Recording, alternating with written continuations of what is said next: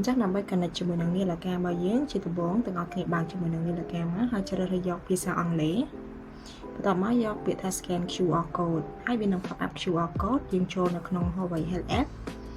ហើយចុចពាក្យថា scan code ហើយធ្វើការ scan QR code ដែលមាននៅលើយន្តការដៃរបស់យើងមក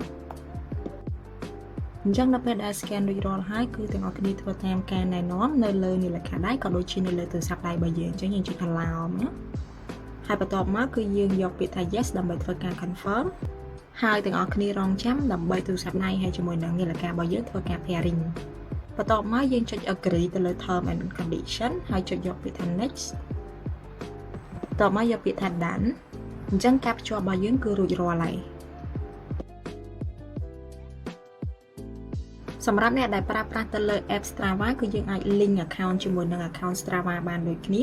អញ្ចឹងទាំងអស់គ្នាចូលពាក្យថា me មកបន្ទាប់មកគឺ scroll ចុះទៅខាងក្រោមរកពាក្យថា privacy management ហើយយើងយក data sharing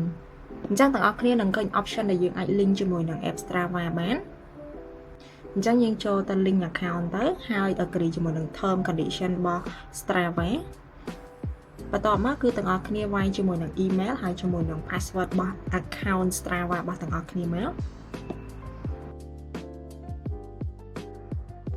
អញ្ចឹងមកដល់កន្លែងនេះគឺយើងយកពាក្យថា authorize មកអញ្ចឹងសម្រាប់ការ link account របស់យើងគឺបានជោគជ័យហើយអញ្ចឹងសម្រាប់វីដេអូនេះគឺមានតែប៉ុណ្្នឹងជួបគ្នានៅក្នុងវីដេអូក្រោយអរគុណ